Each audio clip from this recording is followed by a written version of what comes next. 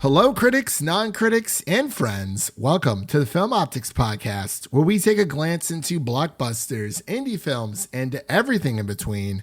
I'm your host, Christian, and I'm joined by my partner in film, Devin. And today we're here to give our thoughts and insights on Star Wars Visions Season 2. And before we begin today's episode, you can listen to our podcast on podcast platforms around the internet. That includes Apple Podcasts, Spotify, Google Podcasts, and more. And if you are a new or seasoned listener to our show, we would love to hear from you guys. Follow us on Instagram and follow us on Twitter at Film Optics. That is optics with an X. Or you can email us at filmoptics@gmail.com for any movie-related questions. Devin, it feels like forever since we recorded a podcast episode, but in reality, it's only been a week.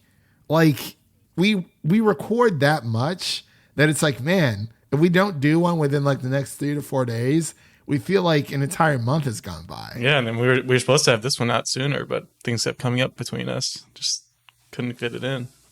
Yeah, between moving and like, my birthday and everything, I was like, man, when was the last time we recorded an episode? And it was Guardians of the Galaxy Volume 3. It was only a week ago. We're pretty we're pretty consistent here, as you can see from our past episodes. But yeah, it just felt like longer for some reason. But yeah, we just had, life kind of just happens, and it's like, hey, we'll pump out something for this week. That's usually our goal, is at least one episode per week. And I got a few other things in the work, some super duper things in the works on my side. But yeah, it's how have you been? Last time I talked to you, you got a tattoo, which looks awesome, by the way. But how was your weekend? Yeah, we had a really fun weekend. Actually, we spent the weekend in Pittsburgh, the old Burg.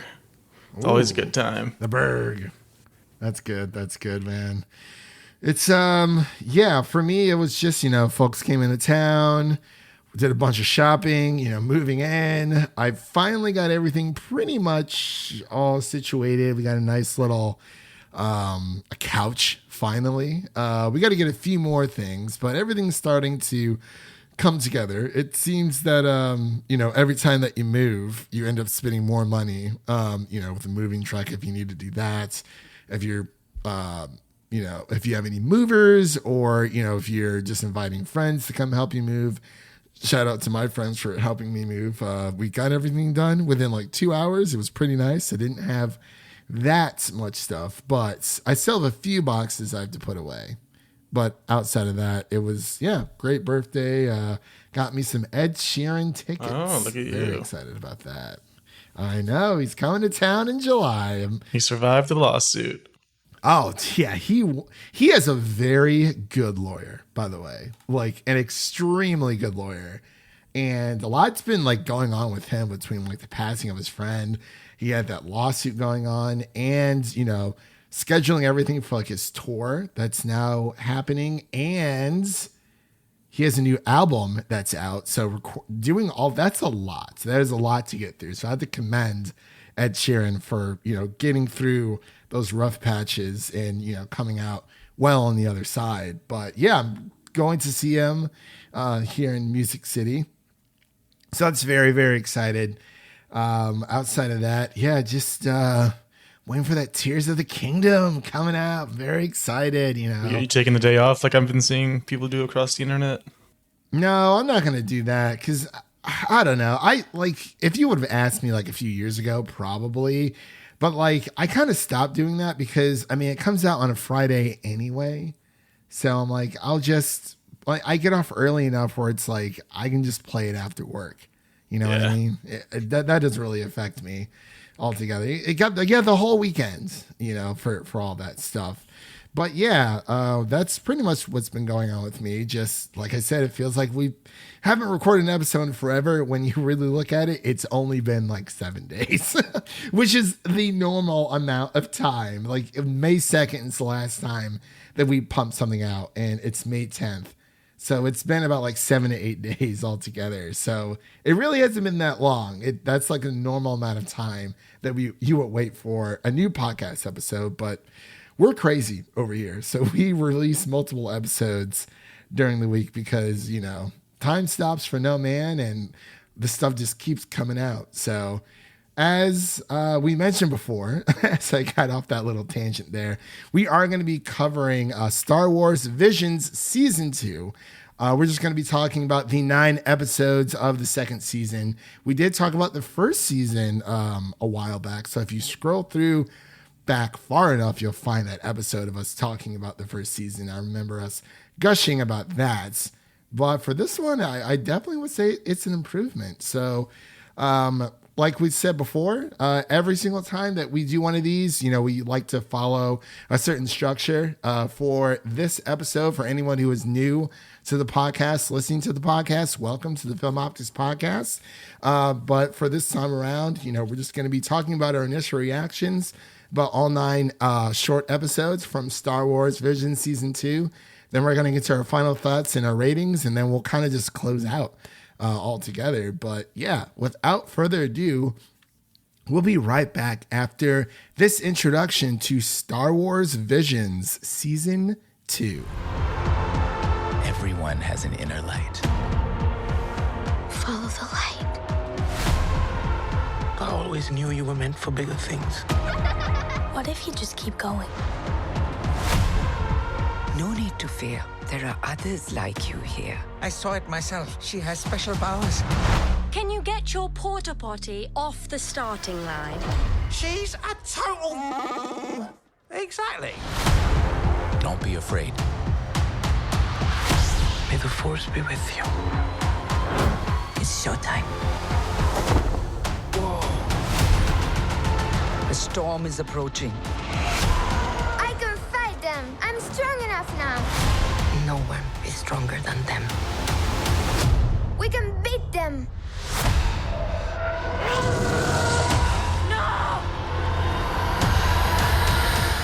And we are back. You just heard a little snippet from the trailer from Star Wars Visions Season 2. Now, since this is more of a conglomerate of anthology shorts of the Star Wars universe, this is the second season overall for those who are not aware. There are 9 episodes, so we're kind of just going to talk about them as a whole. We'll probably get into a little bit of which ones stood out to us the most.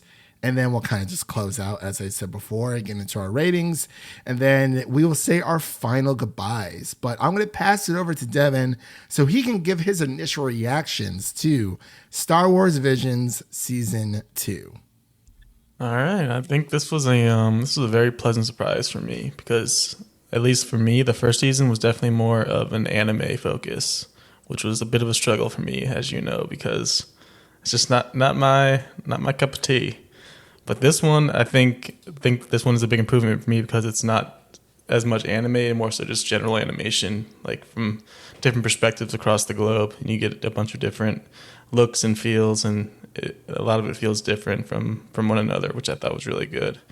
And a lot of it just looks so amazing. Like for me, I think episode 1 was just kind of blew me away. Like I don't know what it was, but just that style of kind of mixing black and white with all the colors gushing in and just those 2 characters battling it out. I wouldn't mind a much longer feature-length thing spread out for that world, because that one just kind of blew me away.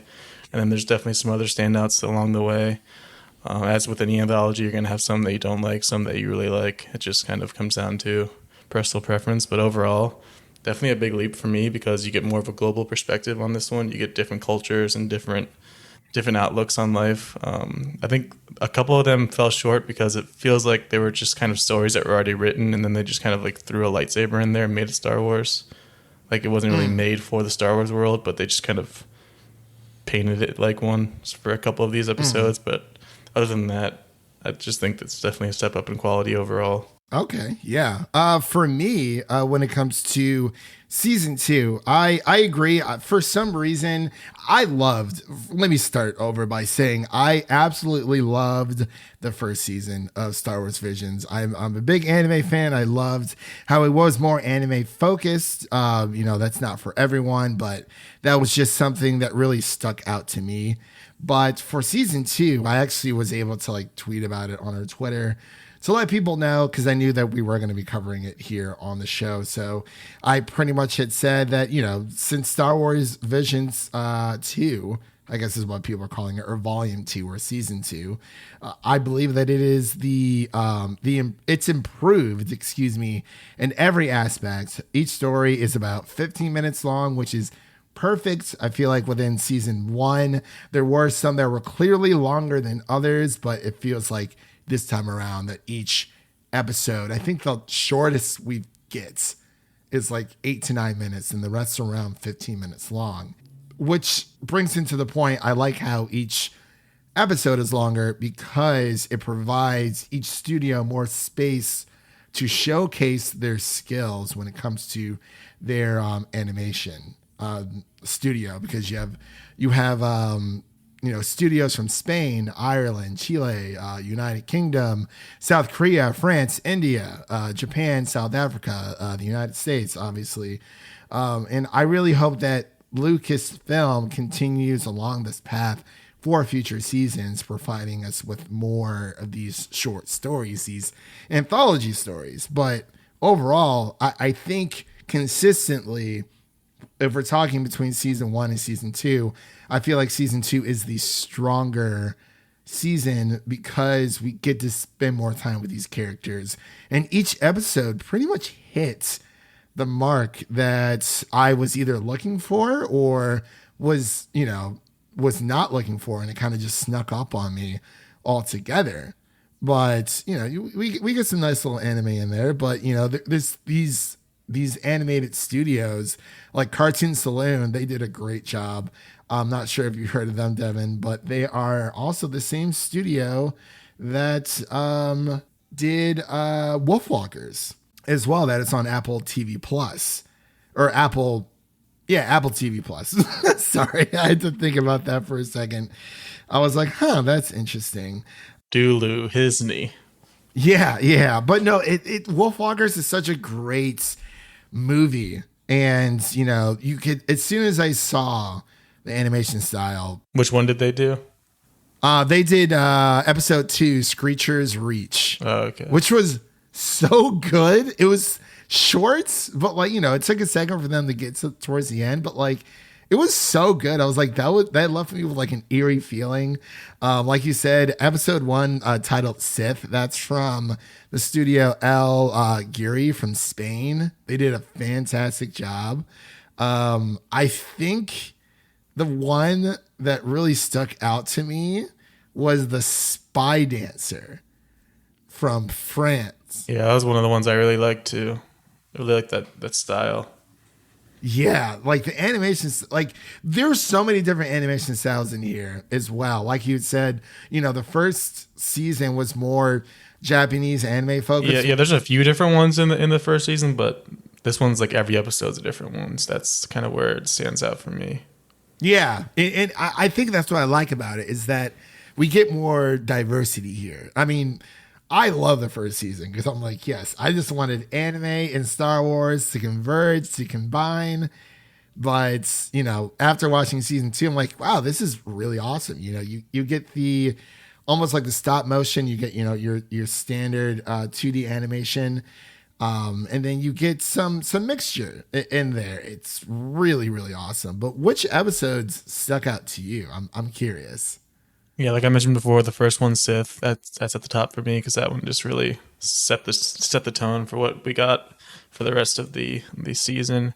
I really liked episode 3 as well, In the Stars. I thought that one looked really cool. That style was really unique. And then I also really liked the Spy Dancer, like you mentioned. I liked the Bandits of Golak, which was the Indian one. And then I just now recently watched the last one, and I thought that one looked really cool too. Had that fabric, Coraline-esque look.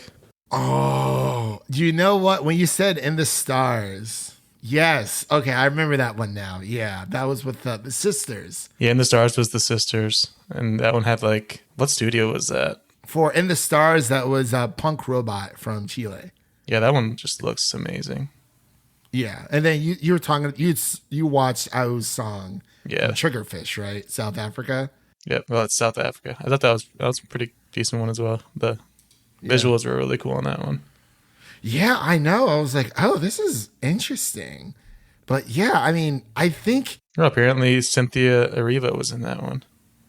really nice. Oh, she must have been the Jedi then. I believe so. Yeah. But yeah, I would say pretty much the only one that probably didn't do as much for me was The Pit. Yeah, that's what I was gonna say. That's kind of the one that it feels like the most like they had a story and then they just kind of forced it into the Star Wars universe instead of starting in the Star Wars universe and creating a story in it. Yeah. I think Journey to the Dark Head, that was awesome. But yeah, for The Pit, I love the animation style. You know, it's like, okay, you know, these characters seem very interesting. That's the one that was a combined effort between the U.S. for Lucasfilms and Japan. Shtajio. I was getting Invincible vibes with the animation for it.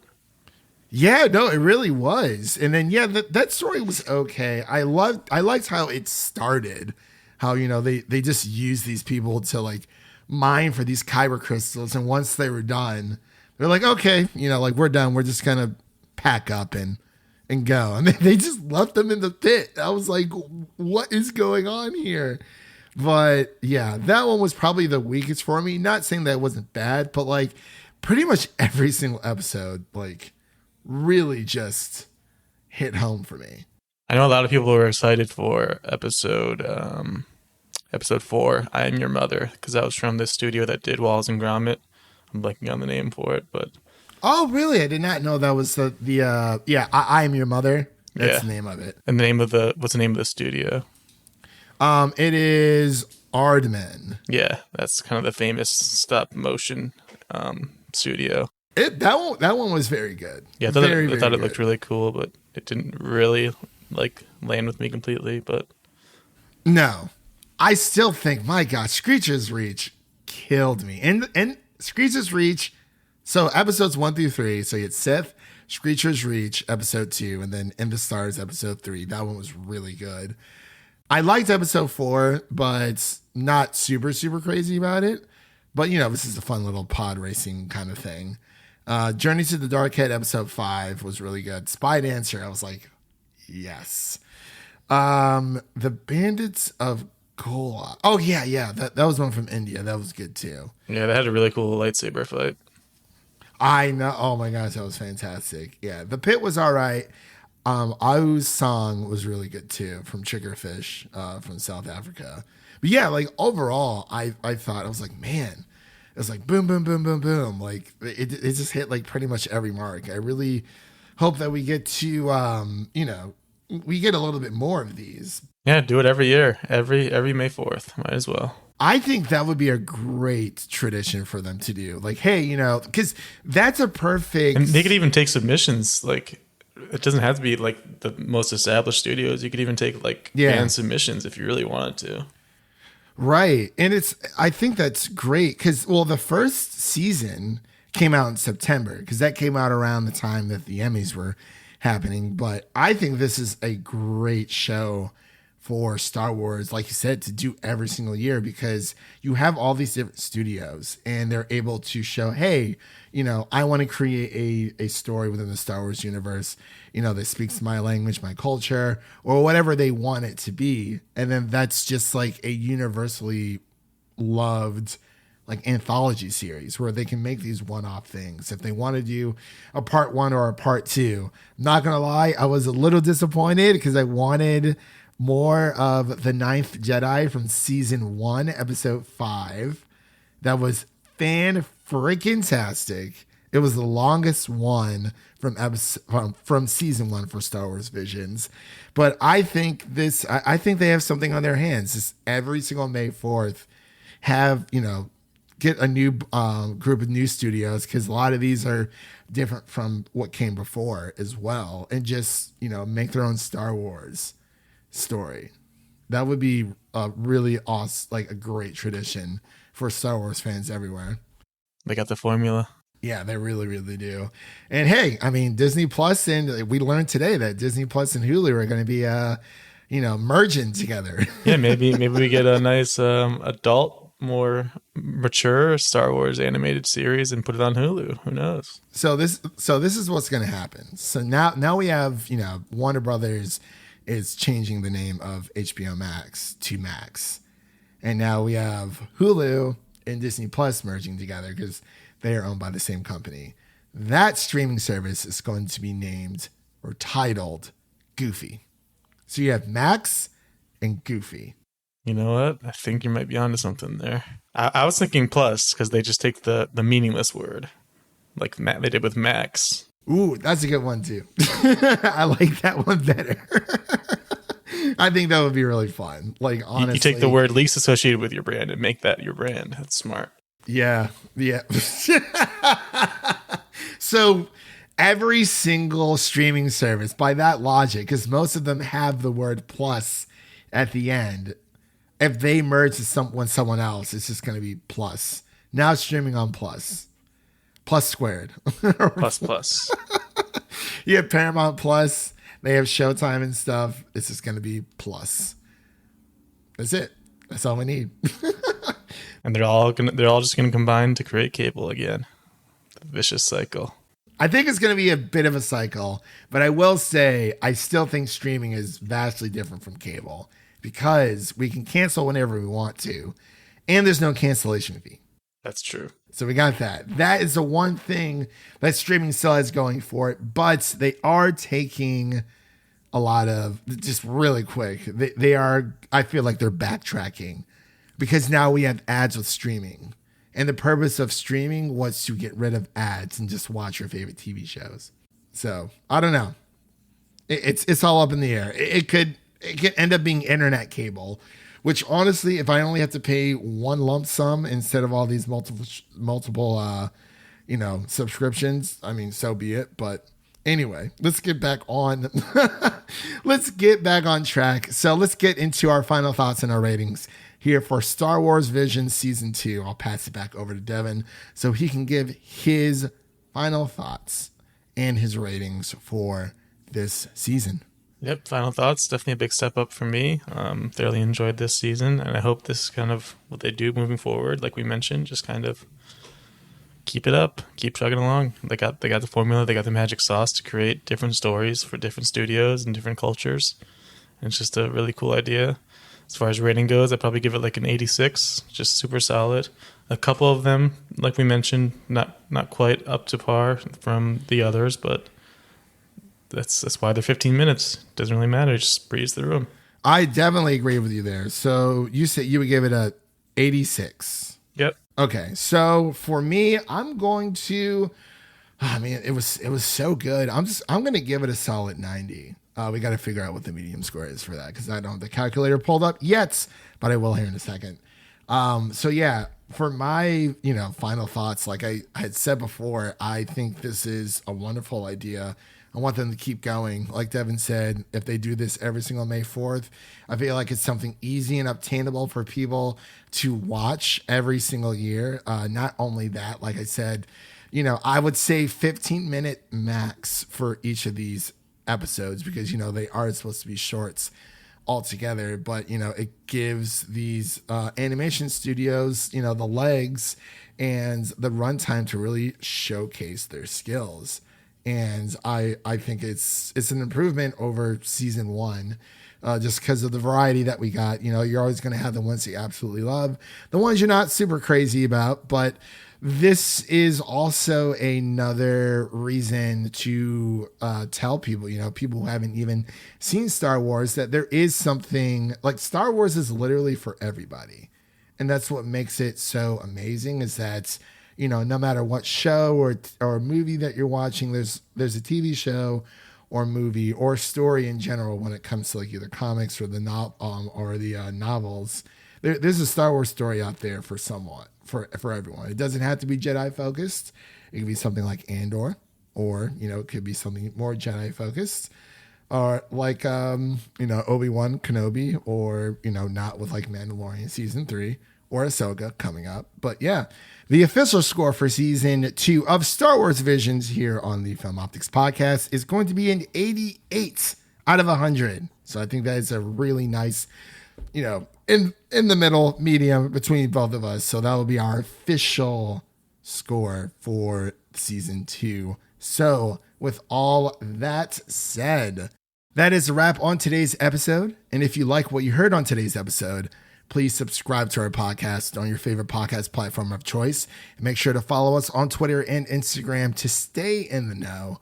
And as always, make sure to share an episode of our podcast with a friend, whether it be your mother, your brother, or your significant other. Make sure to share an episode of the Film Optics podcast with a movie lover in need. And now let's take a sneak peek what's coming up next on the show. So what's coming up next? We have our Little Mermaid review and our Fast 10 review that we're going to be covering for you guys.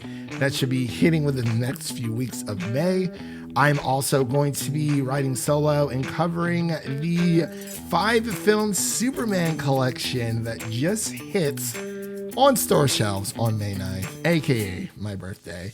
So this is actually my first time watching the Christopher Reeves Superman movies altogether. I know it's kind of shocking, but I've never been a big Superman fan, but like now that I'm starting to watch more Superman content, I get why people like him so much. And I've grown a little bit more attached to him, but still far from like my favorite superhero altogether. Like Batman and Spider-Man are definitely up there for me, but I can understand why people love Superman as much as they do. So with all that said, you can also listen to our Guardians of the Galaxy Volume 3 spoiler-free review that is out now for you to listen to, as well as our The Mandalorian Season 3 spoiler review and our Are You There, God? It's Me, Margaret's review that I covered with Amanda, aka AMX NDA Reviews, on Instagram, Letterboxd, and Twitter. So with all that said, again, thank you all for listening. And remember, if you enjoy the show, leave us a 5-star rating and review on Apple Podcasts and Spotify. And follow us on Twitter and Instagram to stay in the know. I'm Christian, and that was Devin signing off. And we'll see you guys in a galaxy far, far away. Peace.